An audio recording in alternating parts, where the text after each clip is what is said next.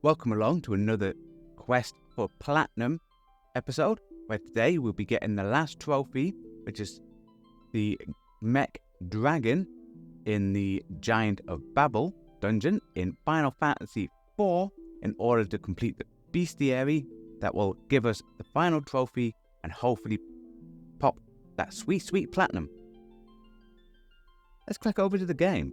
Hello and welcome to another one of our Going for Platinum games. Today we are going for the platinum for Final Fantasy IV.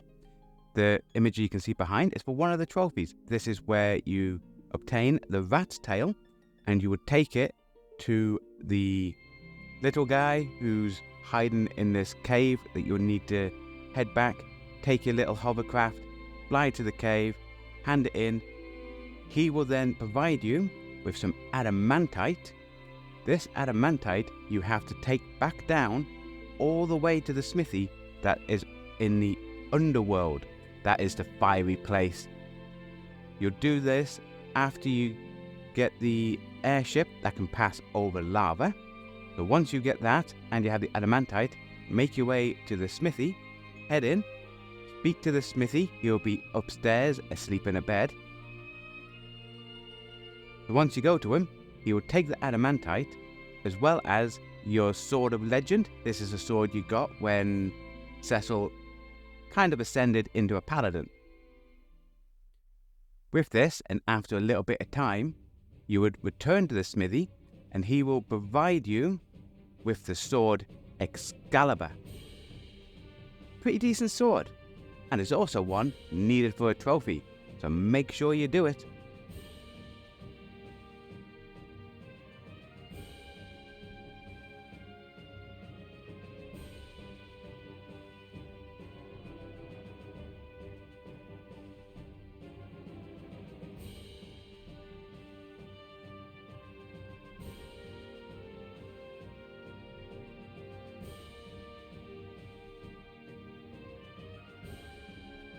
There's also a trophy surrounding summons. These are findable summons that are dropped by monsters, which are the cockatrice, the mind flayer, and the bomb. They are found by, obviously, monsters of the same names. The bombs, as you can see what we're showing at the back here, they are found on the moon. You'll take them out, and there's a small chance that the bomb summon, which is an item, will drop for you to use, provided to learn. There's other summons that also relate to a trophy. These are summons like Asuna, Leviathan, Sylph, Odin, and Bahamut. These are special type summons that you have to do individual quests in order to get them. Asuna and Leviathan, you have to descend down into the realm of the summoners. Odin, you'll find in the basement of Baron. This is an area where if you went to find it on the west side tower and you went to the bottom floor, you wouldn't be able to enter early in the game. After you do up to a certain part, you're able to come back. Down there is Odin. Odin normally is a hard fight, but as you can see behind, and this is a showing of our full fight against them, when we use a lot of electricity against them, that seems to do a lot of damage. So go in, just do exactly what we did, Thundaga, Blitz, and attack him. Because Thundaga does like 9,999 damage, which is cool. Then eventually Odin will fall.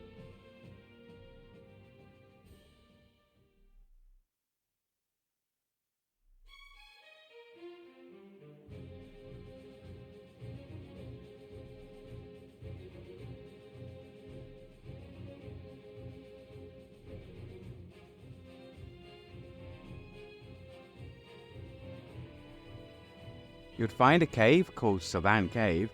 It's an area where Yang tends to be unconscious. There, as well as in the land of the summons, there are items, which are Gilmores. Gilmores? Some books. You'll find them in bookshelves. You can see Ruff's find them at the back. This is only obtainable after you defeat the Giant of Babel. So once that's done, head down there in order to get those last items. You can find the items by checking on the map. Later in the game, when you descend in the moon, there's these Flan princesses. Killing them, you will acquire the pink tail. This, and hand that in to the little guy that gave us the adamantite before, and he hands you adamantite armor. Now, this armor is the best armor in the game, and you can get one for each one of your people. Also, it's quite hard to fight those creatures, so use Siren to initiate the combat straight away. You can see when we got it throughout our live Let's Play. Like I said before, there's links to that in the description below. So watch along, because we got most of the trophies whilst playing the game. Also, while you're on the moon and in the final dungeon, there's 4 special items. These are weapons, which is Ragnarok, Masamune, and 2 others. Can't remember what they are. You'll see them, they're playing in the background. But make sure you get them, because getting each one of them also relates to another trophy that if you don't get, you could miss. But don't worry if you miss it on your initial playthrough, because these areas aren't locked, so you can always go back after you finish the game.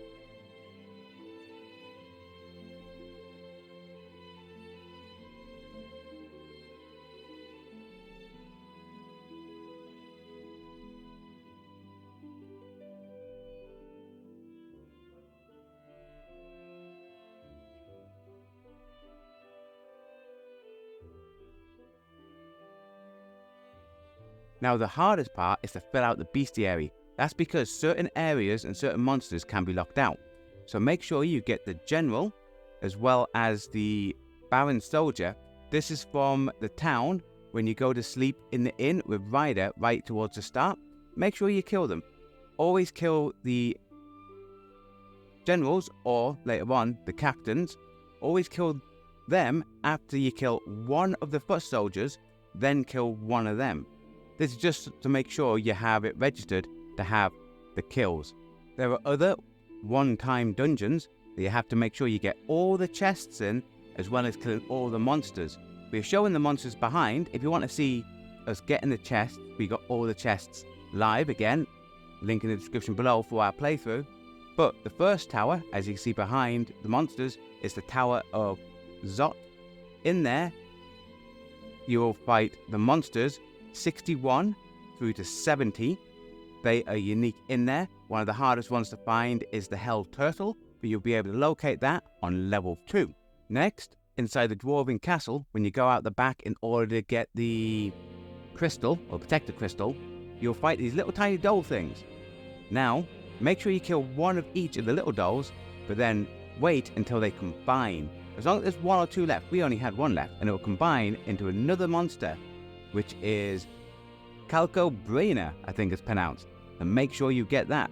The next parts we're showing, again, missable one-time dungeons.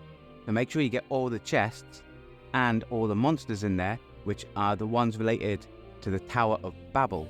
Now you have the Tower of Babel when you enter in the underworld. In there, obviously there's the Puppeteer, which you fought in the previous place before, but the Mystery Egg, the Naga, the Evil Doll, the Fiery Knight, the Chimera, Scooty Eye, and the Mad Ogre. So make sure you get them. And then when you re-enter the Tower of Babel in the overworld, inside there, again, make sure you get all the chests, but you'll fight the Sorcerer, the Ghost Knight, the Lamena Matriarch. This can be found on floors 6, 7, and 8. The Grudger, the Green Dragon, that can be summoned by the Sorcerer, and the Mithril Golem. Now the Mithril Golem is found on floor 6 and 7 and can also be summoned by the Sorcerer. Now away from that as well, you also have when you fight inside of the Giant of Babel. This is when you come back from the moon. Now inside the Giant of Babel, that again is a one-time dungeon, so get all the chests before you leave. You can look at the chests if you want to know how many's in a dungeon by opening your world map, and that will show how many's in that dungeon. Now, after you get the chest, also make sure you get all the creatures. Creatures in there are the Beamer, the Centurion, the Mech Soldier, the Searcher, the Last Arm, the Giant Soldier, and of course, the last one we're after, number 141, which we'll be heading over now and show you how to get it. Looking for this Mech Dragon. Here's combat, or it's no, we're ambushed by a Searcher and Beamers. Now the Searcher could summon it. So get a couple of hits off. How to get through these. Nice.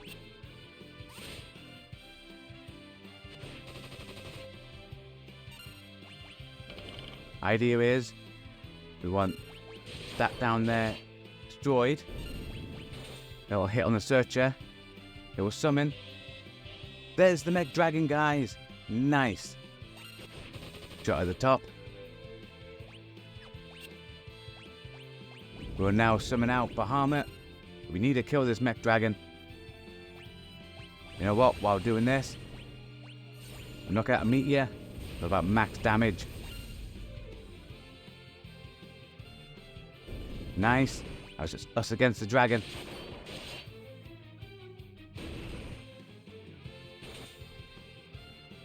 Seems like it retaliates with every hit.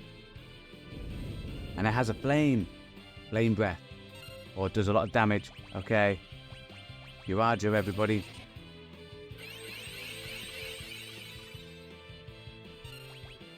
More hits. We've got this. We just need to kill it.